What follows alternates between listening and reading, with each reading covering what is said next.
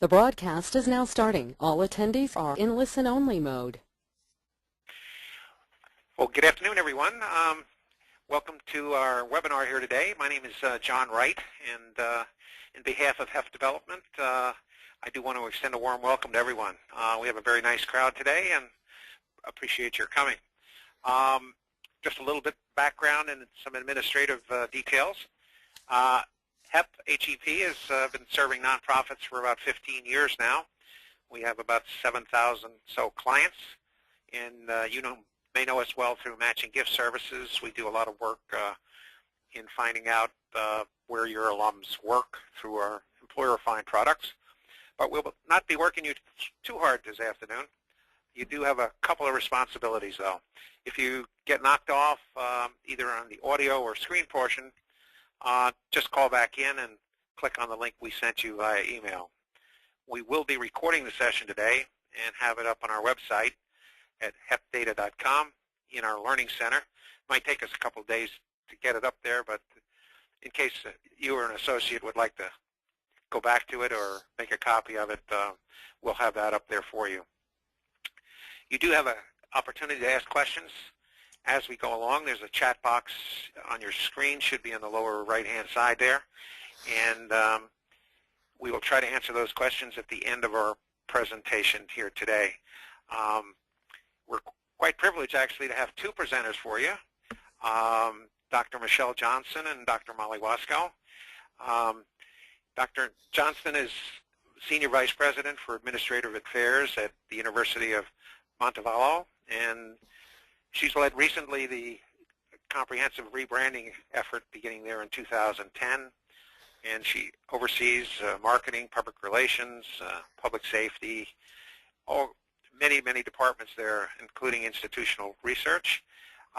She's been involved in marketing and departmental institutional levels throughout her 20-year career, and she holds a degree from the University of Florida. Dr. Molly Wasko is also be presenting, and Molly is Associate Professor and Chairman of the Department of Management, Information Systems, and Quantitative Methods at the University of Alabama-Birmingham. She teaches there primarily strategic information technologies, corporate information security, web analytics, and project management. And she's also the Chief Technology Officer for a company called Indegree, which is part of HEP Data. So without further ado, I'm going to turn it over to Dr. Johnston here and let us hear where our alumni are. Wonderful. Thank you so much, John, and just delighted to be here.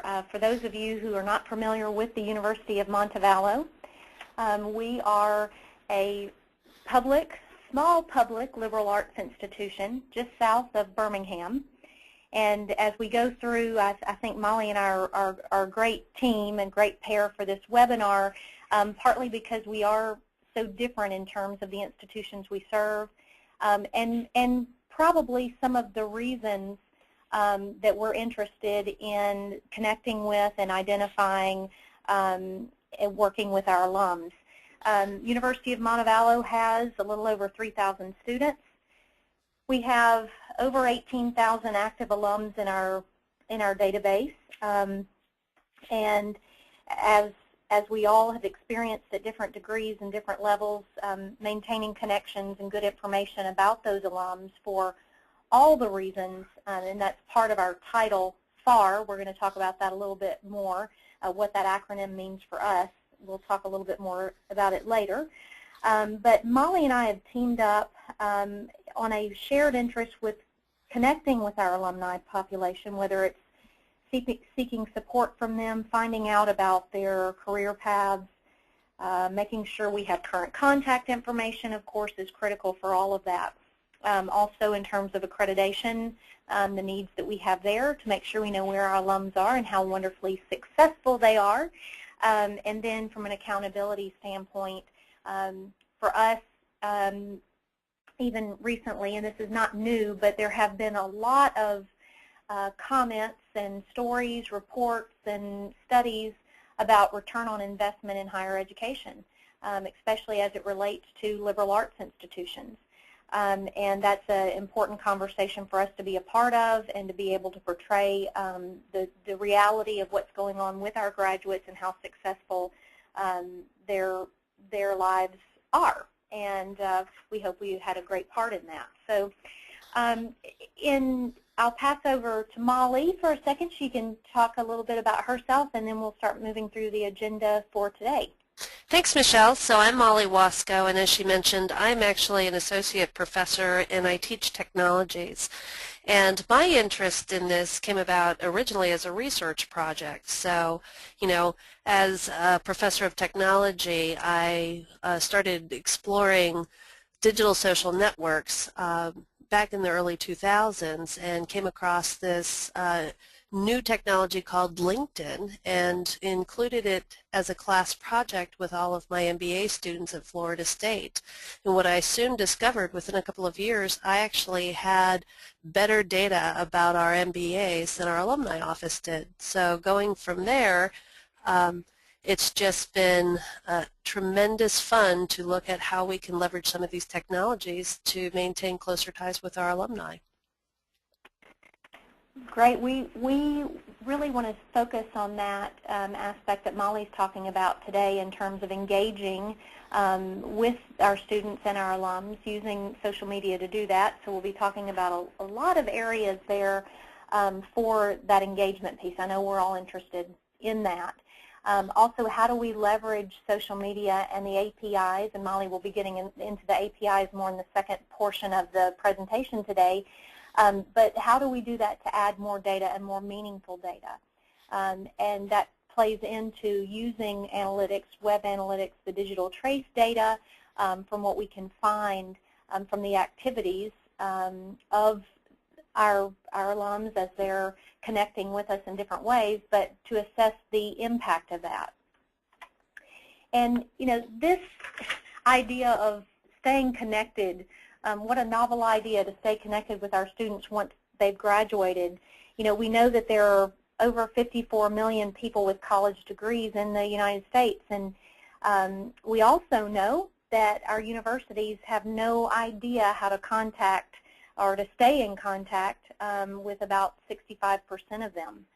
So with, you know, if you think about it this way, if an average giving amount of an alum is $100 a year, that's $3.5 billion in lost potential financial support. So that's very real and very meaningful for our institutions. It's not only about that, because there are a lot of other valuable aspects to the connection, but definitely that financial support is one of them. So when we've done this presentation to a live audience, we will ask for a raising of hands to say, you know, how many of you have updated your alumni page with your alma mater or alma maters. And we usually get about a third of the audience that would say yes. But then if we ask the question, how many of you have an updated LinkedIn profile? And that's where we get upwards of 90% of the audience that says that they do. So if we turn that around a bit and we say we can't rely on our alums, our graduates, to keep an updated profile with us, are there ways for us to tap into those places where they are and to engage with them there? So, you know, it's where are our alums keeping information updated because they have a vested interest in keeping that information current? Molly, feel free to jump in if you want to add anything to any of these as I move forward.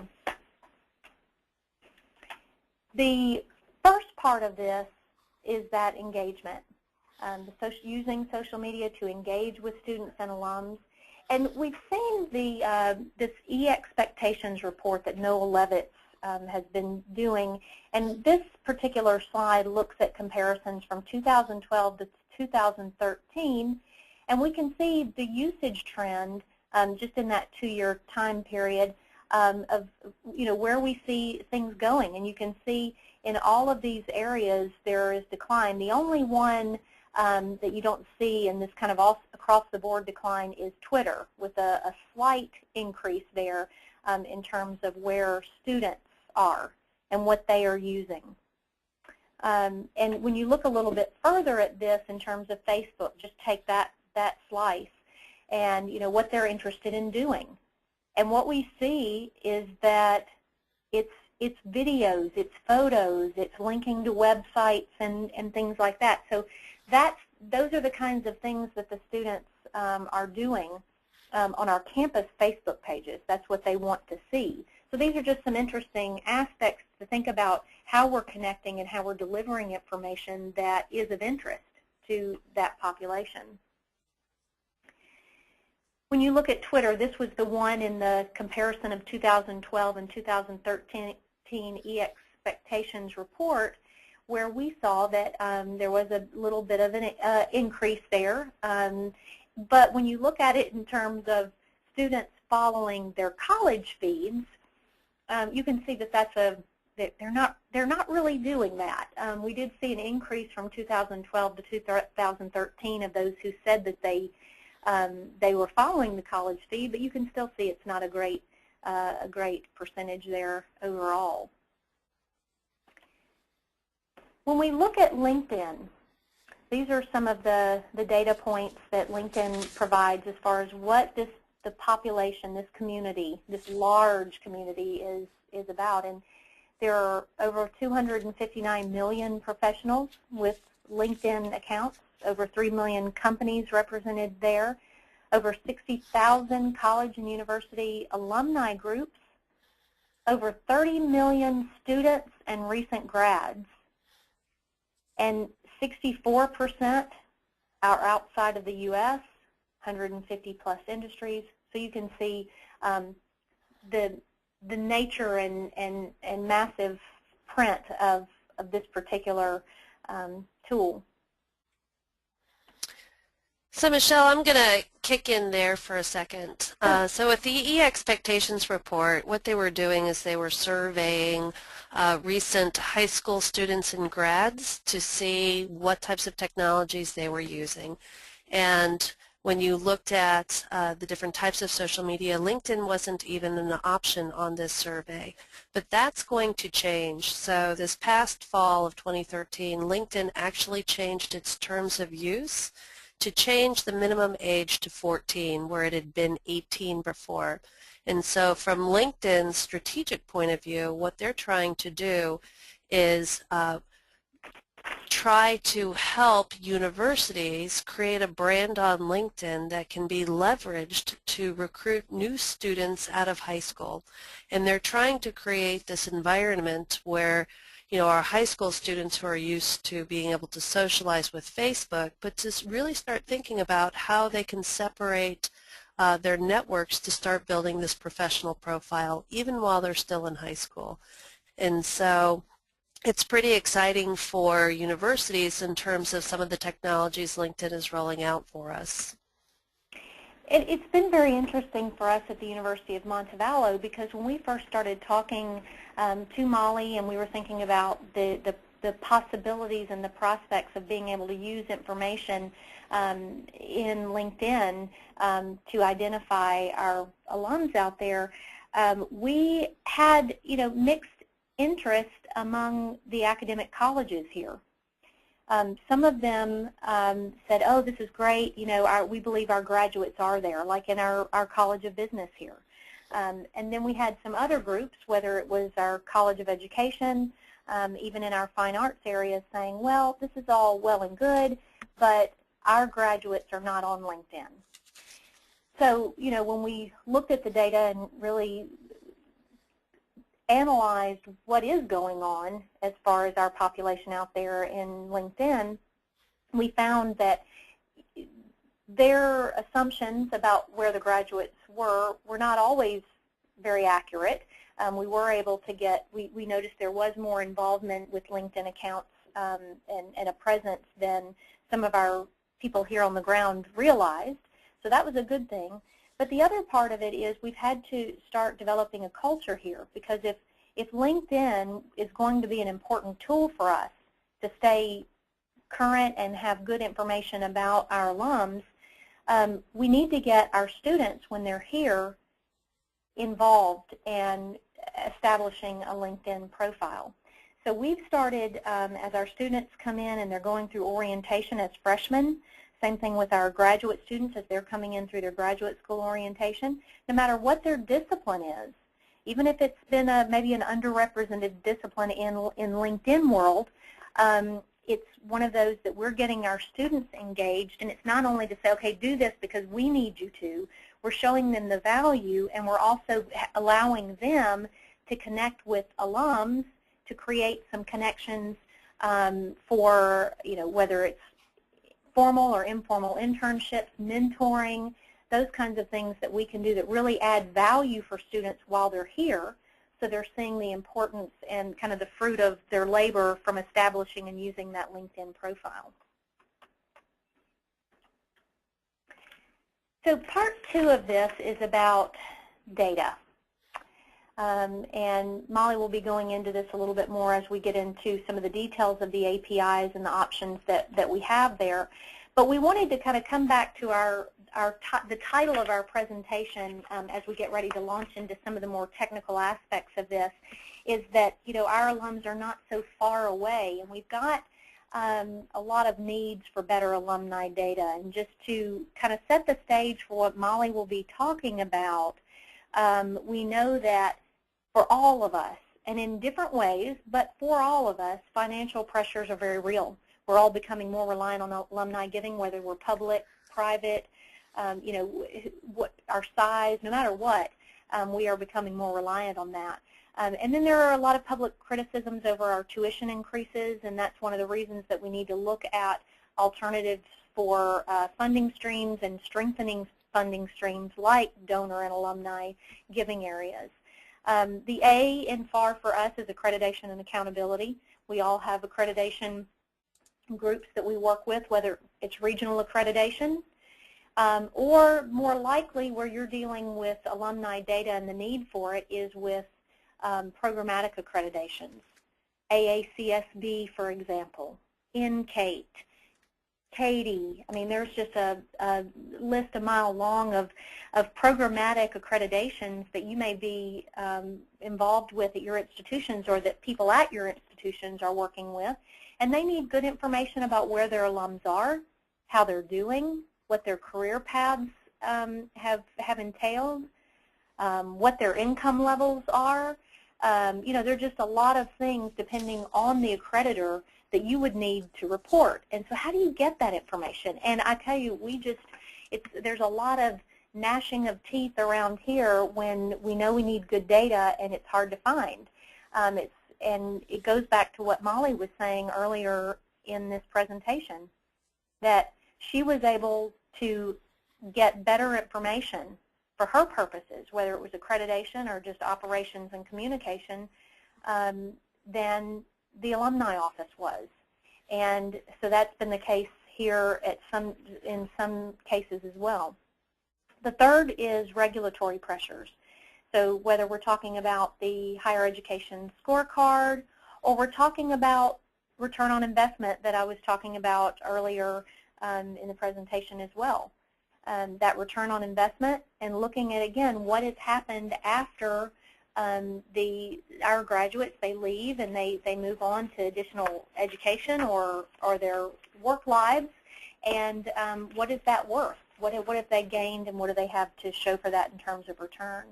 So that's really, those are some of the primary areas where we know that alumni data is very helpful for us in crafting a story, responding to accreditors, and being able to make the connections that could turn into some significant infusion of funding as well. So that's kind of where we are with that, and I'm going to turn it over to Molly to start talking about where this goes in terms of those data sources. So we'll see how this works. Mm-hmm. The magic switch off. Yes.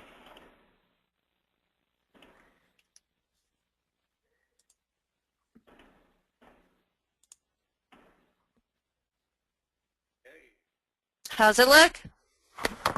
Looks good. Awesome. So just to follow up a little bit on what Michelle said, that one of the reasons we came together is because, we realized that there are different units across campus that need access to the same data.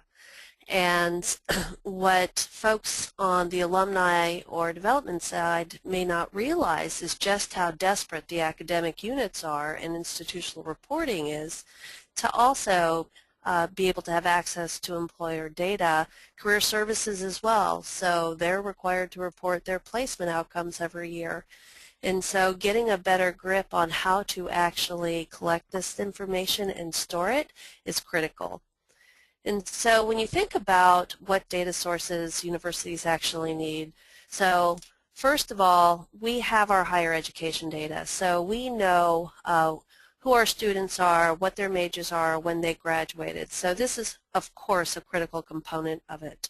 But then we have this additional access to information out there on social media sites.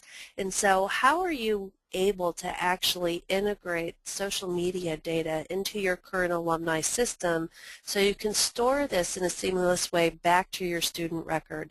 And of course, in addition to social media, how are you storing their current home address and email address, making sure that there's a place in your database for those types of records?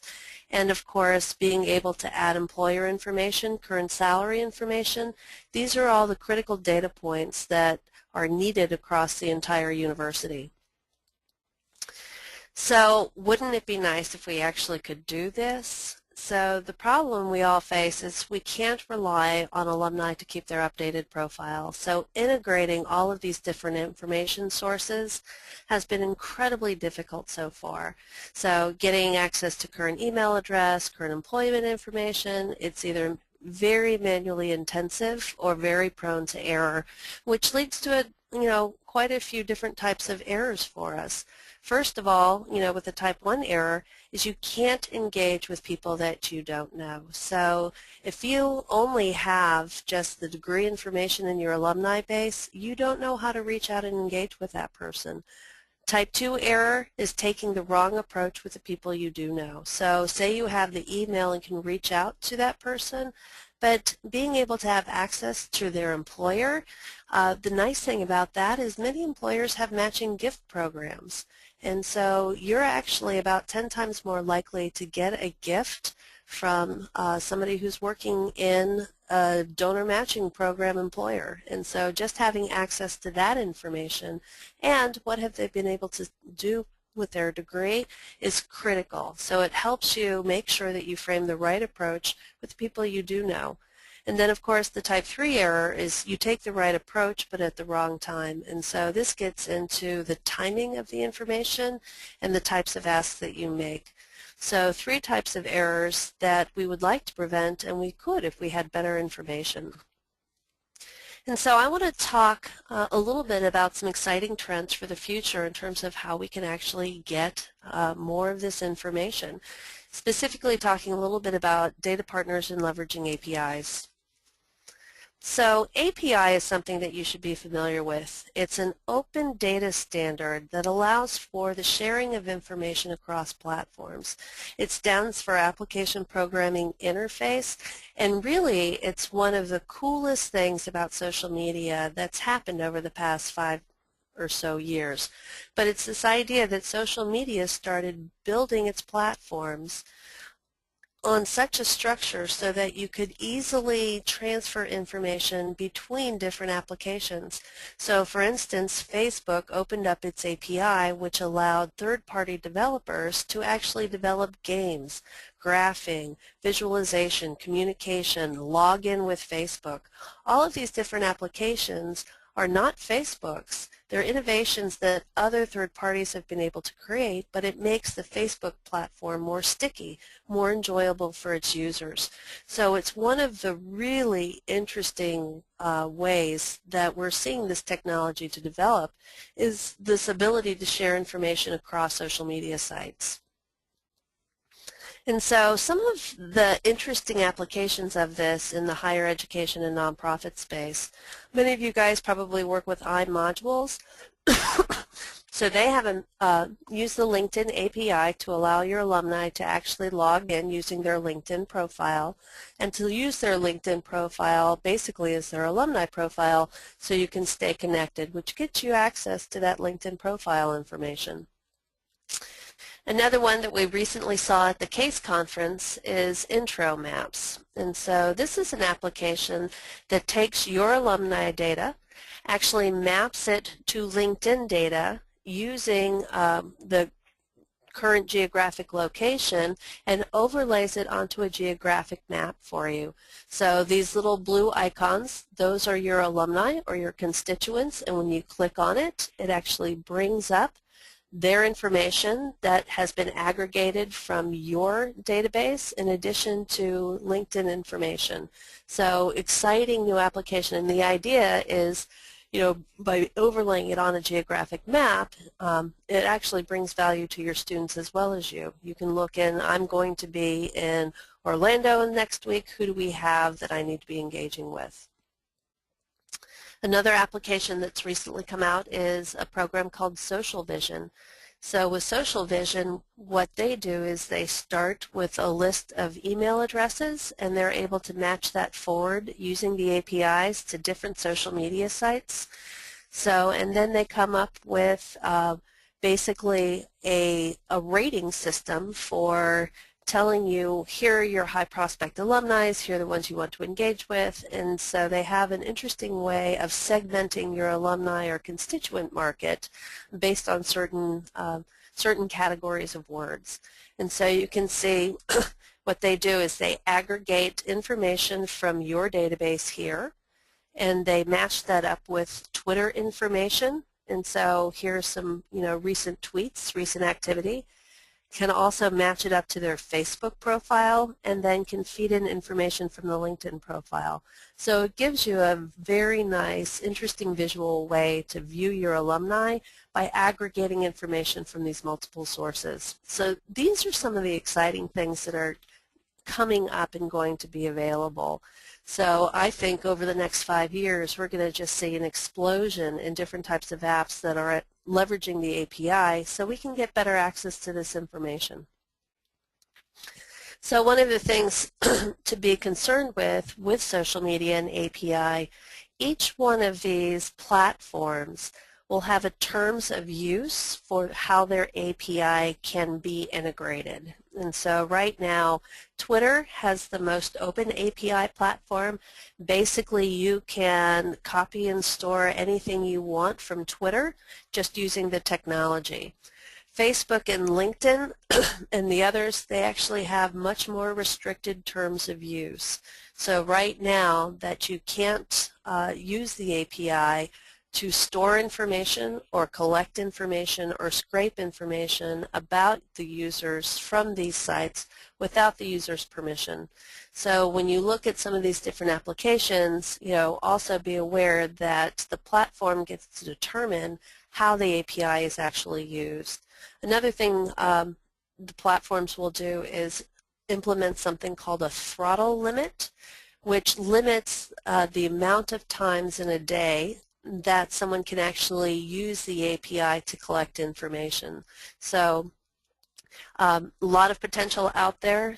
Some of them still have pretty restrictive policies in terms of the API use, but it certainly is going to be an exciting future for us. So right now, you know, as I mentioned, LinkedIn has a very restrictive API policy, so you can't use the API to actually pull employer information back unless you have your alumni's permission explicitly to do it.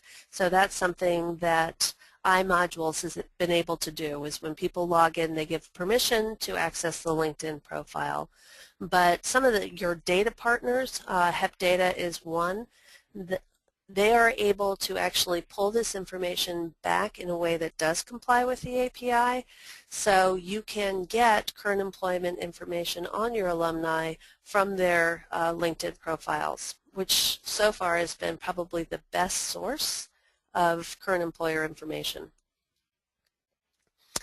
So another thing you need to consider is what are you going to do with this data if you get it? And so this is where you at your institution needs to have a very clear policy for integrating data into your current alumni, management system. So depending on who has control over what data, do you have a centralized system or do you have a decentralized system?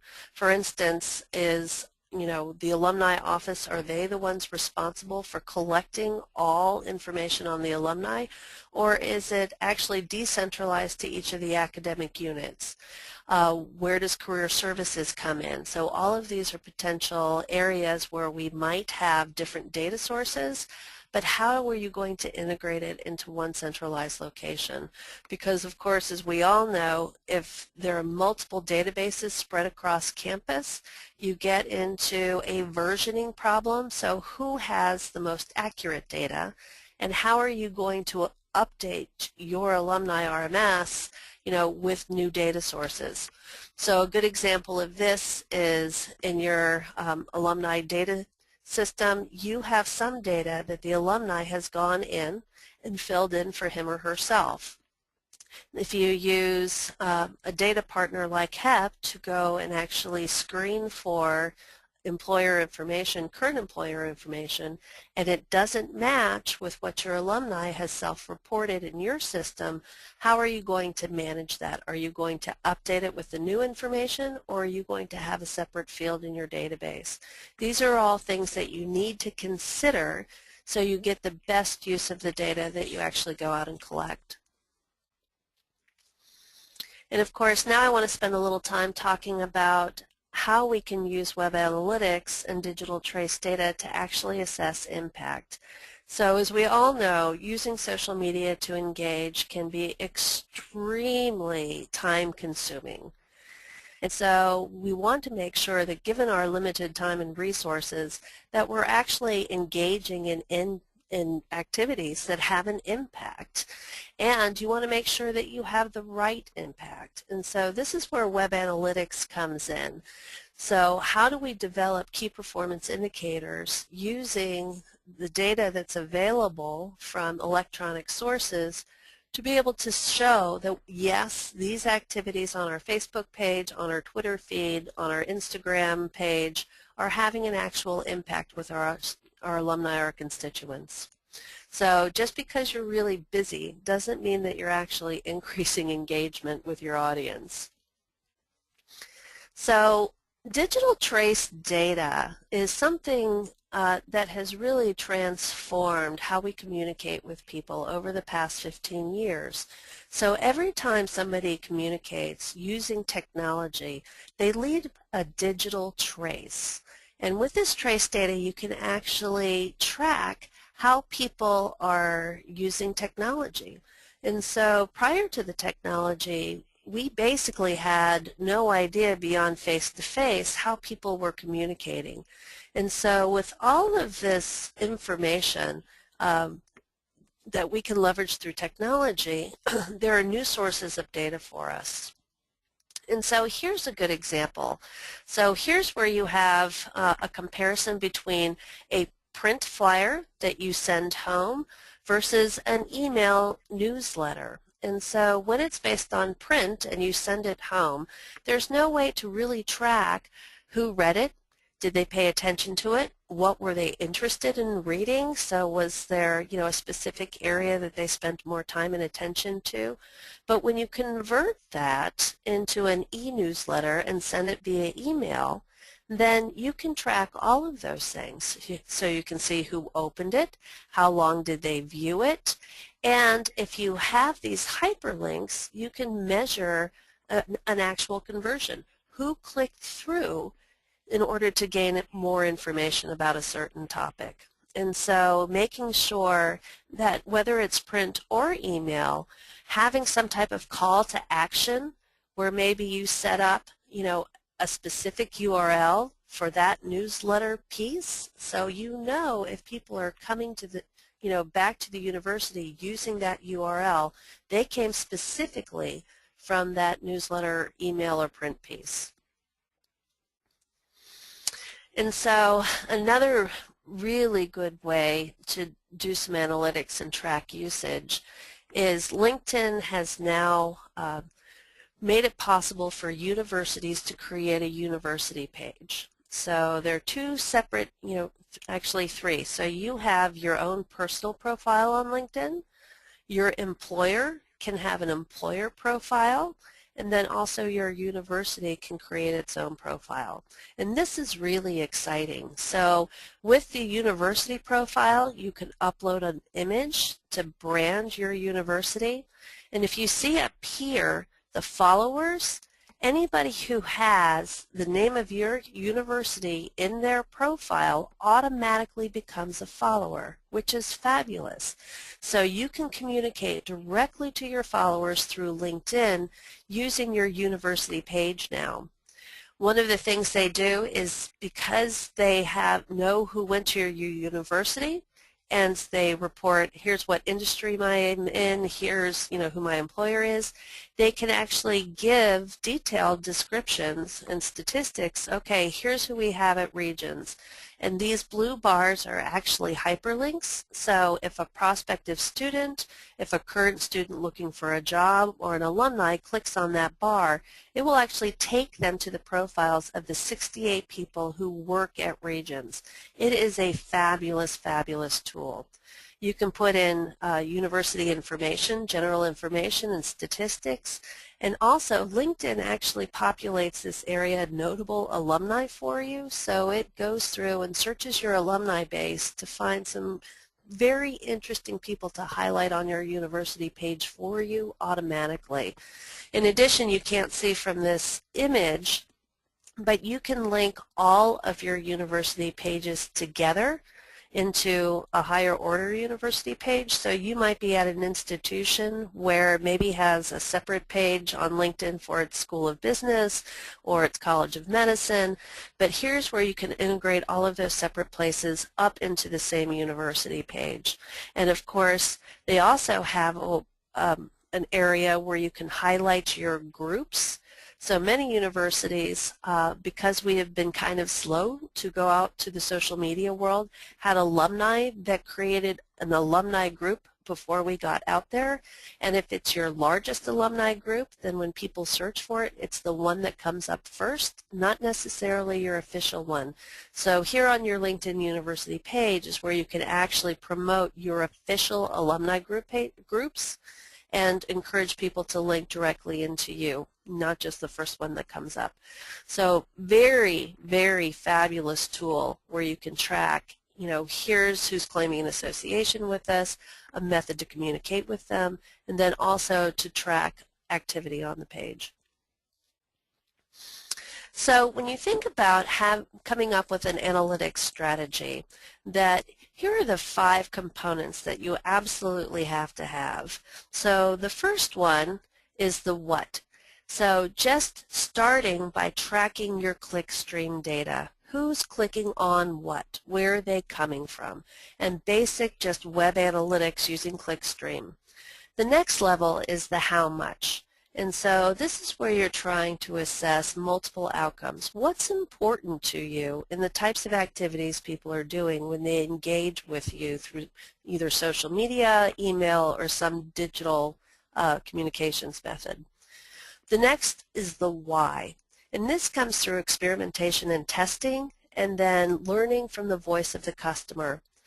Next level is what else. So this is where you can get into some competitive intelligence, and of course the ultimate goal is insights. So just because you have tons and tons of clickstream data, that it is not helpful to you unless you can actually turn this data into knowledge that leads you to actionable insights. And so I'll go through each of these areas one by one.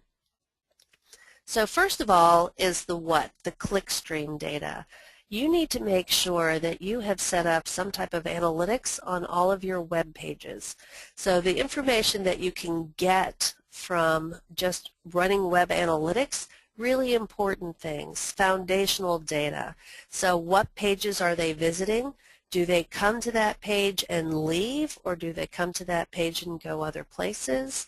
where do they come from before they get to your page? So this is all critical information, and you can see it tracks it over time. So when do you see the most activity?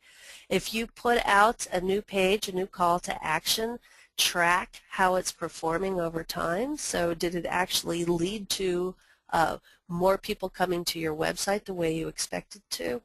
But this foundational data you can collect on all of your web pages, and it is the essential starting point. The next is the how much. So say you do have 1 million visits to the website. So what? What does that mean? And so always with your web analytics strategy, your social media strategy, you're trying to deliver on 3 very simple things. And so don't lose sight of this. 1, you're trying to increase your revenues. 2, you're trying to reduce your costs. And 3, try to improve your student alumni satisfaction loyalty. So is 1 million visits actually having an impact on one of those 3 things? That's why it's important to take your analytics, within a certain context and with a reference to some type of outcome. Another really cool thing about the technology and using technology to actually communicate with your alumni is this idea that you can fail really fast. And I know that sounds terrible, but the idea is you can put something out there, test its performance with analytics, and then make decisions based on real data. So one of the examples is Montevallo recently went through a new branding campaign, and you want to know pretty quickly, who likes these images, and get a sense from your actual market which one's going to be most successful. And so this is an example of something called an A/B test. So you create 2 different websites, 2 different landing pages, one that has this branding, one that has this branding.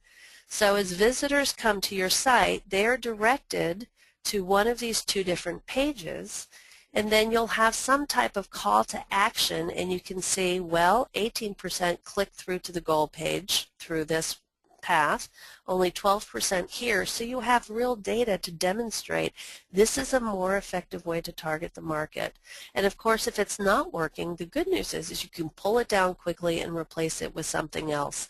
So the technology allows us to take bigger risks with things without having to print up 20,000 versions of it. You can rapidly launch things and test whether or not they're working, and if it's not working, you get information back really, really quickly. Another thing is the why, which is the voice of the customer. And of course, the web analytics tool can only give you quantitative data. So who clicked, who visited, how long. But you don't really get insights into why they liked that better or why they were more likely to click through. So for this, you have to do things like surveys. So, you've been on the websites where after about 15 seconds, a little window will pop up and say, hey, do you want to take a satisfaction survey after this? Another method is a lab usability test, and these are really simple and really insightful. The idea is you get people to come into a room, you sit there and record them while they actually navigate your website, and you ask for feedback. So all of us have had this experience where we've shoulder surfed over someone using technology and learned something we had never seen before. Well, I didn't know you could do that in PowerPoint, or why are you going to this part of the website, or why can't you find the information you're looking for? So setting up a lab usability test, very, very effective, very, very cheap, and a must-have, especially if you're rolling out new designs on your website. Another technology that you can use is called the visual heat map. So all you have to do is Google that, and it will take you to some products, but it actually will show you where are people paying attention to on your website, and it will color them for you in red. So then well, if this is what people are looking at, what's the key messaging I should be putting in these different spots on my website? Great, great tools that help you answer this question, the why. Competitive intelligence is about the what else, and so this is where you can compare what you're doing to your competition. So your peer university group, your aspirant university group, but all of this digital trace data that's available to you about your university is also available to you about other universities or other nonprofits. And so being able to tap into, all right, well, what are students, seeing after they come to us? What are the search terms? Is traffic being directed to me correctly, or are there other opportunities? But this is a great way to know how you're performing against your competition. So if you don't benchmark against your competition, you know how well you're doing, but you don't know well how good you could be doing relative to others. And then finally, the goal is insight. So all of these should be leading to some key performance indicators. There should be a call to action. You're trying to drive some specific activity related to the outcomes you're looking for. And the key thing with measuring outcomes, that you don't want a laundry list of hundreds. Keep it to a critical few. Keep it as simple as possible. Don't create compound metrics where this multiplied by this plus this, because then you don't know, well, which of these three things is actually driving traffic. Experiment with what you have and what works best, and then keep, constantly improving. Take the data that you're generating, experiment with it, improve it, and then keep the cycle going. So here's a sample impact matrix in case your university doesn't have one. But what you want to do is identify what is the channel that you're using. So say it's your internal website. What are the types of activities that alumni are allowed to do on that website? So say they can update their information, they can access an alumni directory, they can get information about alumni chapters, your newsletter, direct them to here's your different social media sites. But for each one of these activities, think about, well, what is a key metric that we can assess to see if it's working? So simple web analytics ones could be page views. So another one is source pages. Where are people coming from to get to your page? Time spent on the site, the number of unique visitors coming to your site, the number of information updates you get into your directory, the amount of community activity that goes on in terms of if you have an alumni community space, and then of course, does this lead to the impact of giving? And so with all of your different channels that you use to reach, so this is your mobile applications, your Facebook page, your website, your newsletter, identify the list of activities that are relevant for that channel, and then some type of metric that's relatively easy to track and has the big impact.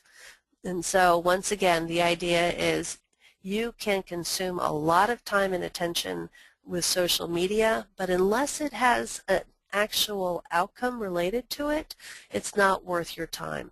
Otherwise, you're just busy without knowing whether or not you're really increasing engagement. So with that, I want to turn it over to John and open it up to folks participating to see if we have any questions. Thank you very much, Molly. Appreciate that. If you do have any questions, please use the little chat box on your screen there.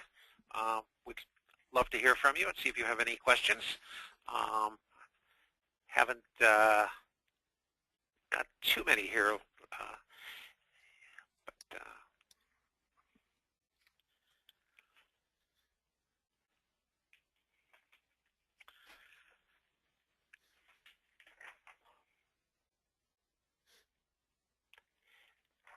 So I have a question.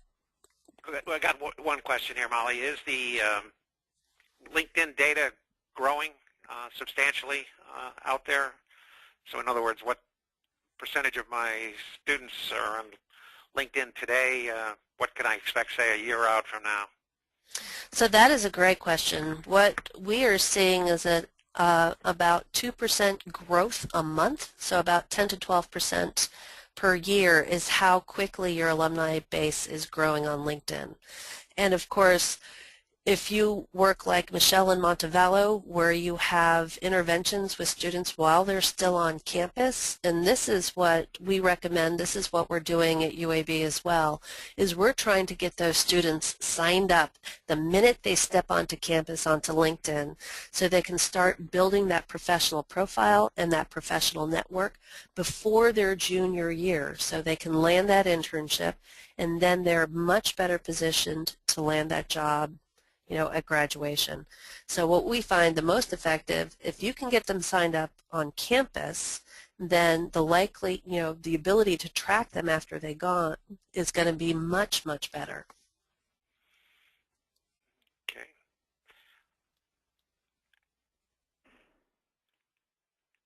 I'm afraid I don't have too many other questions coming in here, but so please use that chat box if you got any more questions. That'd be great.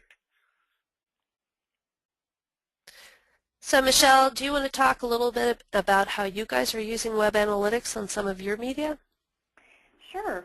You know, as part of our branding rebrand, we set out to rebuild and redesign our website.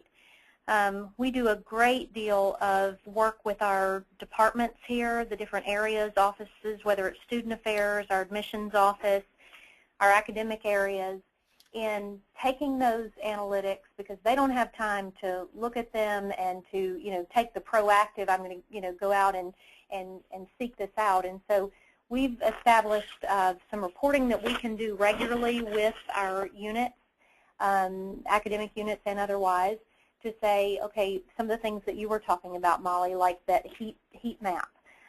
Being able to say, look, this is where the traffic is in your area, and this is where we're seeing people bounce off, where the bounce rates are increasing, and let's look at why, and let's see where there are some weaknesses in the information and where you're placing it. So we work kind of in consultations and also in some group settings to talk about some of those data points that we're getting in and how to actually take those, using them as insights, so that we can make changes to our website.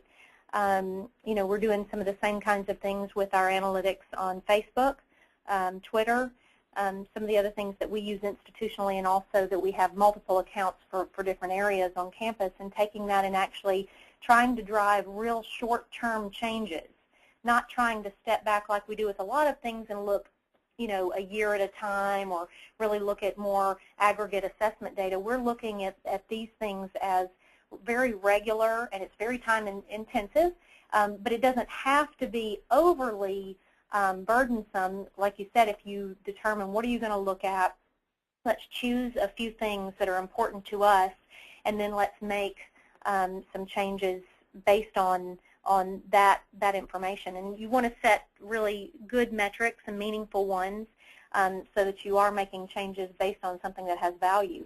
But that's one of the ways we've been using web analytics, is really going through and working in consultations with areas here on campus to make quick and immediate changes to delivery of information. Good. You know, one of the very practical things that we've done here at UAB is to set up a unique website URL that we use in our different types of media campaigns. So for instance, when we advertise on NPR, we actually have a website, www.uab.edu/NPR, and that's what we give over the radio. So we know any traffic that's coming in on that website actually heard our message via NPR. And so thinking creatively about ways to customize URLs, or integrate things like QR codes, so you can find out which sources are actually best at converting traffic back to your site.